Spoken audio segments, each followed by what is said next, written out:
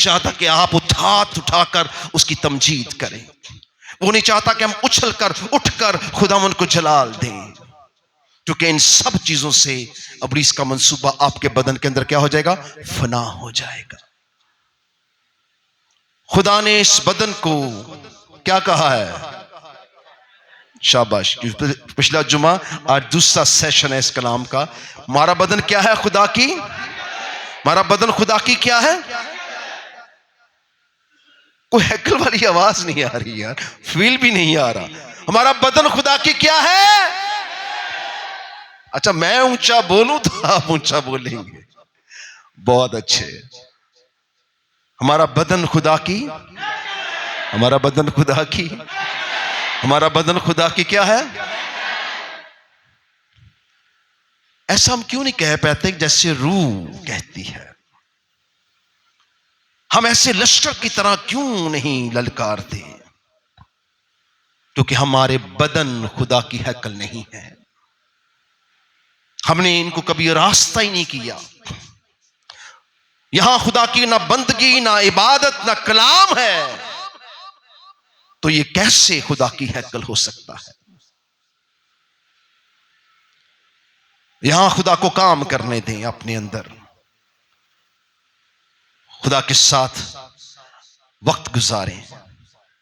अगर यहां मौका मिला है तो एक लम्हा भी जाया ना करें। अपनी पूरे ध्यान, पूरी ज्ञान, पूरी अक्ल के साथ खुदा की आवाज के शिनवा हो। और जब भी आपको प्रस्तुत का मौका मिले, एक लम्हा भी से जाया ना करें, क्योंकि आपको मौका मिला है। अपने बदन को खुदा के लिए रास्ता करें, ताकि आपके बदन खुदा की क्या बने? हैकल बने।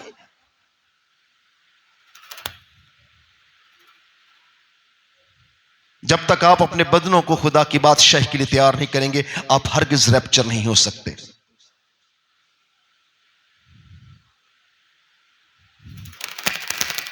फिर मौत आप पर काम करेगी, क्योंकि गुनाह की मजदूरी क्या है? मौत है। पर आपके गुनाह के लिए भी उसने जान दी है, ताकि वो आपको गुनाह से, मौत से भी निकाल कर बाहर ले आएगा। जो कोई मसीह पर ईमान लाएगा, खुदा का कलाम कहता है, हलाक ना होगा, बल्कि हमेशा की काश हम सब हाथ उठा के बोलते, हमेशा की क्या पाएगा? जिंदगी पाएगा। तो हमेशा की जिंदगी उसने आपको दी है, अगर आप कदर करें तो।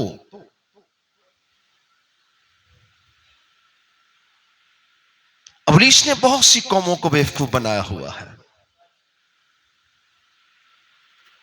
और आपको उसने बिल्कुल बंद किया हुआ है, ताकि आप बिल्कुल खुदावंद के लिए रास्ता ना हो सके।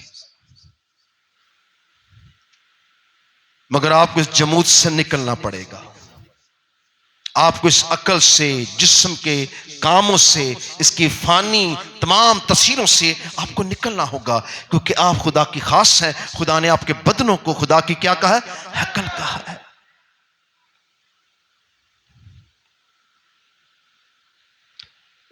उसने जो रूह कुद्दस भेजा है, वो हमारे बदनों में रहता है।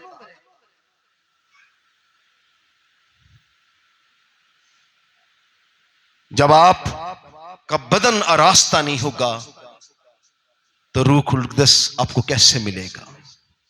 वो कैसे ठहरेगा? वो कैसे आप खुदा के हुजूर रहेंगे?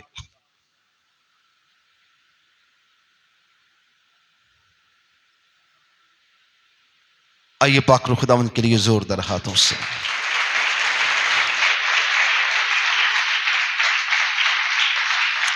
आइए अपने कदमों पे खड़े हो जाए। खुदा के कलाम में लिखा है कि वो सुस्त कवारियों को लेने नहीं आ रहा। वो जो होशियार और बेदार होंगी, जो अपने बदनों को खुदा की हैकल बनाएंगी, जिनके बदनों में खुदा की तमजीद और ताजीम होगी, खुदा का कलाम होगा, उसकी इबादत तो प्रस्तुत जिस्मों और जानों ने कींगी। खुदा उस दुल्हन को लेने आ रहा है। यीशु ने में क्या कहा है? तुम मेरी क्या हो? क्या कहा है? तुम मेरी क्या हो? दुल्हन।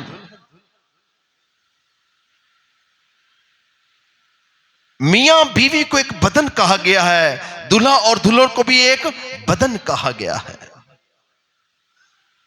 देखा, शौहर अपने बदन का मुख्तार नहीं ना बीवी, बल्कि तुम एक दूसरे के लिए बने। तुम एक बदन, एक जान, एक रूह हो, ताकि पाक नस्ल क्या हो, पैदा हो। सो मियां बीवी को एक बदन, एक जान कहा गया है। जब हम उसकी दुल्हन है तो हमारा दूल्हा है, तो हमें क्या होना चाहिए? हमें भी मसीह की अंदर एक जान और एक रूह होना चाहिए। आप जब तक घर बैठे रहेंगे आप कुछ नहीं है, लेकिन जब आप जमा हो जाते हैं तो आप यीशु की क्या है, दुल्हन है। खुदा आपको फिक्र करता है, वो आपके बदनों को खुदा की बादशाही के लिए रास्ता करना चाहता है, ताकि मसीह का बदन आपके बदन में जलाल पाए। बेशक हम जिस्मानी तौर पर बहुत कमजोर हैं, हमारी अक्लें भी नाकस हैं, हमारा इल्म भी नातवा है, हमारे अंदर कोई ऐसी चीज नहीं जो खुदा को पसंद आए। पर जब यीशु हमारा दूल्हा है तो खुदा को सब कुछ पसंद आ जाता है। हालेलुया। क्योंकि वो हमारी रास्तबाजी है, वो हमारी पकीजगी है। उसका बदन खुदा की हैकल है, उसके स्वभाव से हमारा बदन भी खुदा की क्या है, हैकल है। ये फजल खुदा ने आप पर किया है। सो जिसके कान सुने कि रूह कलीसियाओं से क्या फरमाता है। अगर आज बात आपके खाने में बैठ गई, एक खजाना आप यहां से लेके जा रहे हैं। आप जितने जिस्मानी काम कर लेंगे उतने ही खुदा से दूर चले जाएंगे।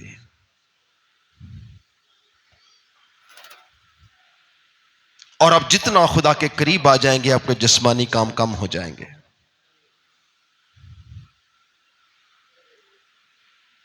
अगर आपके जिस्म सिर्फ काम ही काम करते हैं तो फिर ये किसी काम के नहीं है। खुदा ने आप पर फजल किया है कि मसीह के सबब से आप खुदा की हैकल बन सकते हैं।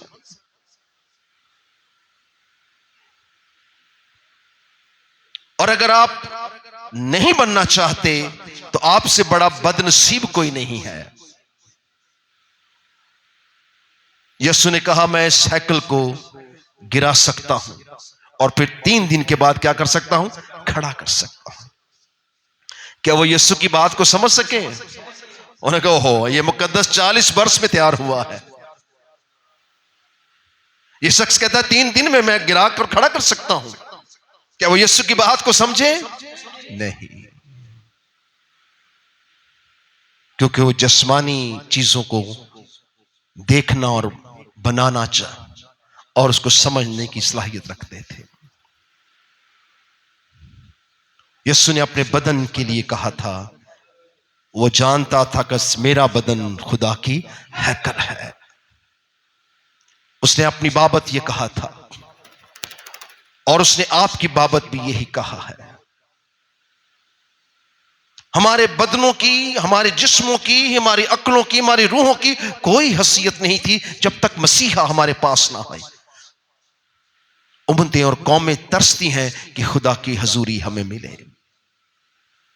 इस कलाम मुकद्दस को कोई नहीं समझ सकता जब तक खुदा का रूह आपको ना समझाए। आपके पास पाक रूह है जो आप इसको समझ सकते हैं, लेकिन खुदा का रूह उस बदन में रहता है जहां मसीहा रहता है।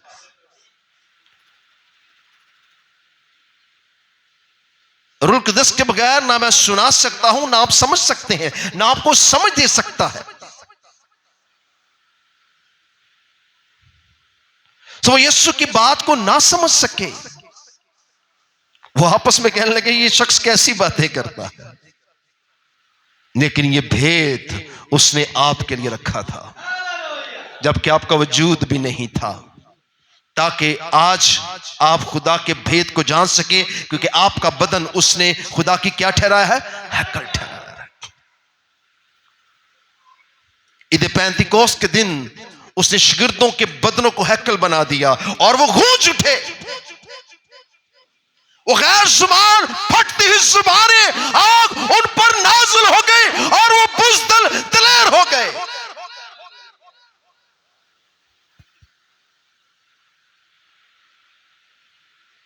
वो दिन रात खुदा की इबादत करने लगे। वो थकते ही ना थे जब तक उनको हलाक ना किया गया। उनके पांव जमीन पर लगे, उन्होंने जमीन की इंतहा तक उसकी गवाही दी। जो मुर्दों में से जी उठा है, आपके अंदर वही गवाही है, पर इब्लीस ने आपको जकड़ा हुआ है ताकि आप जिंदा खुदा की इबादत ना कर सकें, आपके बदन खुदा की गवाही ना बन सके।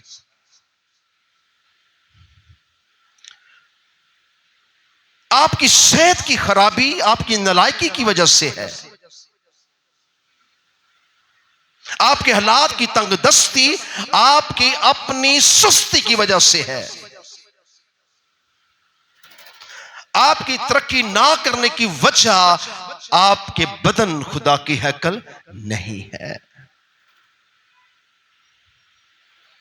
आपकी सोच, आपके ख्यालात, इब्लीस नहीं चाहता कि इसमें खुदा का कलाम हो। जो कुछ आप चाहते हैं खुदा ने आपके लिए सब कुछ रखा है। उसने कहा मेरे नाम से बाप से जो मांगोगे तुम्हें दिया जाएगा। पर हम उसे ठगने के अलावा कुछ नहीं करते हैं। हुक्म मानना बहुत दूर की बात है। सो अपने बदनों को तैयार करें। मैं कोशिश करूंगा, मेरे पास बहुत खुदावन ने मुझे बहुत से हवाला जात मेरे दिमाग में घूम रहे हैं कि हम इस कलाम को लेकर बहुत सी चीजों को सुधार सकते हैं। जैसे खुदा का रूह मुझे गाइड कर रहा है, मैं चाहता हूं कि आप उसी सेशन के मुताबिक, आज के सेशन के मुताबिक आप बातों को समझ सकें। अपने आप को मजबूत करें और अपने बदन को रास्ता करें कि मुझे खुदा की इबादत तो प्रस्तुत करनी है, मुझे खुदा के कलाम को रिसीव करना है, अपने बदन को खुदा की हैकल के लिए तैयार करना है। मेरा बदन, खुदा ने कहा है कि तुम्हारा बदन खुदा की क्या है? हैकल है। और जिस्मानी चीजें आपको घेर लेती हैं, जिस्मानी काम आपको घेर लेते हैं, आप उनमें से निकलना है। और एक बात को ज़हन रखें कि आपका बदन खुदा के रूह के खिलाफ है। हम देखें खुदा के हुजूर 10 मिनट, आधा घंटा नहीं खड़े हो सकते, हम थकना शुरू हो जाते हैं। ऐसा क्यों है? हम क्यों बेजार होते हैं? हमें मालूम ही नहीं पड़ना चाहिए कि हम खड़े हैं, क्योंकि हमारी तवज्जो, हमारी अक्ल सारी अपने बदन की तरफ है। हमारा ध्यान खुदा की तरफ नहीं लग पाता, क्योंकि ये बदन खुदा के रूह के क्या है? खिलाफ है।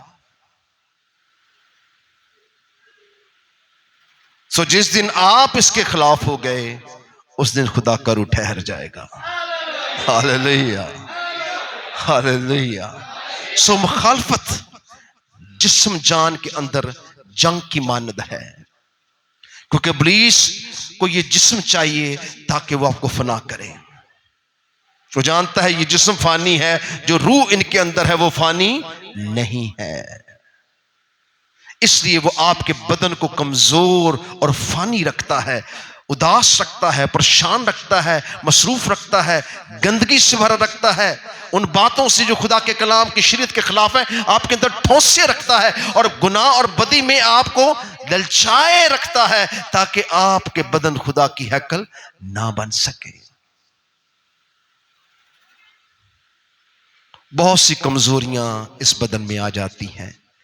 इस सबब से हमारे बदन खुदा के लिए रास्ता नहीं हो पाते।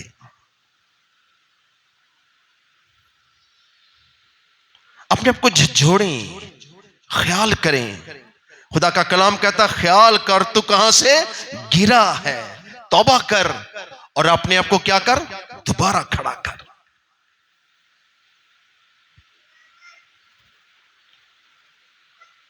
आपके बदन खुदा के लिए जलाल के लिए है। आपके बदन से हर वक्त खुदा की हमदो सना और गवाही निकलनी चाहिए। मैंने हमेशा गवाहों को देखा है, मुझे बताएंगे भाई साहब हमारी जिंदगी में ये हो गया वो हो गया, खुदा ने बड़ा जलाल दिखाया। आप यकीन, जब यहां आते हैं तो वो जुबान ही बंद होती है। कई लोगों के पास अल्फाज ही नहीं होते मैंने कहना क्या है। ये वक्त है उसको जलाल देने का। ना सिर्फ यहां पर, अपने अपने इलाके में, अपने घर में, अपने रिश्तेदारों को बताए कि खुदावन ने मेरे लिए क्या क्या काम किए हैं। जब आपके मुंह से उसके लिए गवाही निकलेगी तो आपका बदन खुदा की हकल का काम करेगा। जब आप अपने मुंह को बंद कर लेते हैं तो बहुत कुछ बंद हो जाता है, और जब आप अपने मुंह को खोल देते हैं तो फिर जेल खानों के दरवाजे भी खुल जाते हैं। खुदा बड़ी कुदरत, बड़े जलाल के साथ आपके बदनों के अंदर रहना चाहता है। आपके बदन चाहे जितने मर्जी कमजोर हो, जितने मर्जी टूटे फूटे क्यों ना, वो अपना जलाल उनमें रखना चाहता है ताकि तुम नूर की मानद चमको, क्योंकि हम नूर के क्या हैं? फरजंद हैं।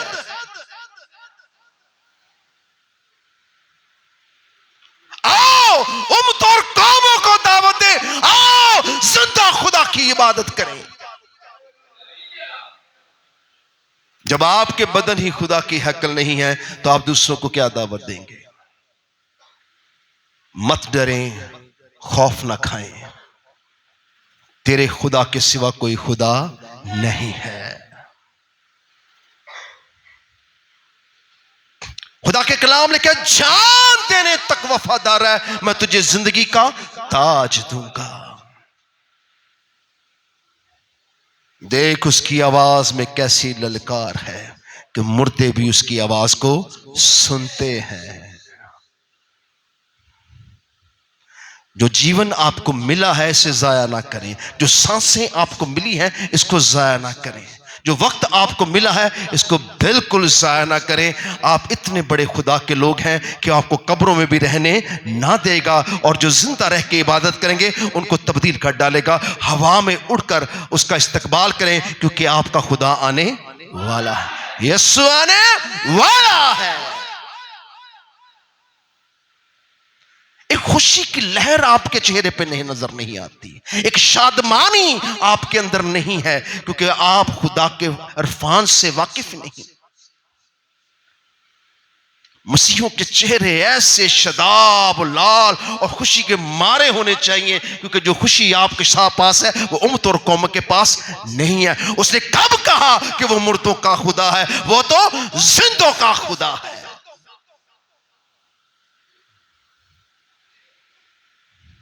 सो आपको चाहिए कि अपने बदन के खिलाफ जिंदगी बसर करें, ताकि आप खुदा के रूह को हासिल कर सकें। इन बदनों के कामों से निकलकर दौड़ें, भागें, इबादत गाह की तरफ भागें।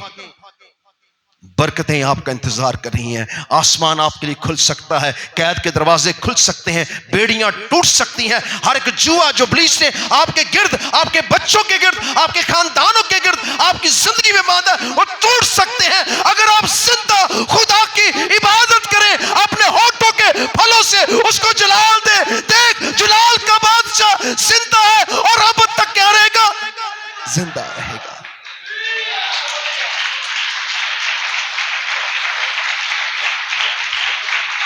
आइए रूल कुदस को जोरदार हाथों से जलाल देंगे।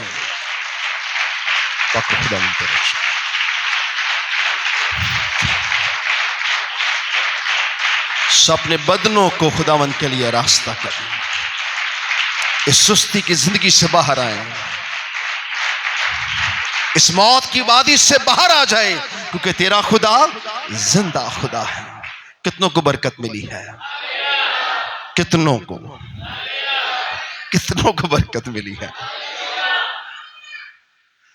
हम शर्माते हैं, बरकत लेने का बड़ा शौक है हमें, फिर बाद में शर्म आती है। किससे शर्माते हैं? वो आपसे मोहब्बत रखता है। वो ताज, तख्त और आसमान छोड़कर आपके लिए नीचे आ गया। आपको नीचे से ऊपर नहीं जाया जाता, देख तेरा खुदा जिंदा खुदा है। खुदा गारे मट्टी के घरों में नहीं रहता है, खुदा आपके अंदर रहना चाहता है। तेरा खुदा सिर्फ तेरा खुदा है, वो तेरे अंदर रहकर तुझे जलाल देना चाहता है, तुझे हमेशा की जिंदगी में दाखिल करना चाहता है, तुझे गुनाह और मौत से निकाल कर हमेशा की जिंदगी में दाखिल करना चाहता है। वो नहीं चाहता कि तू जमीन पर रह जाए, वो चाहता है तू उसके पास रहे। उसने कहा जहां मैं रहता हूं तुम भी मेरे साथ, जहां मैं रहता हूं तुम भी मेरे। तो ये बहुत जरूरी है कि आप अपने को तैयार करें। एक बार फिर पाक खुदावंद के लिए जोरदार हाथों से।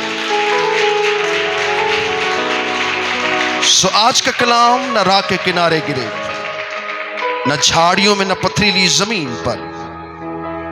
आज का कलाम जरखेज जमीन पर गिरे, जहां से कुछ 100 गुना, 60 गुना, 30 गुना फल लाता है, ताकि सारा जलाल खुदा बाप, खुदा बेटी, खुदा रूह कुद्दस को मिले। किस नाम से?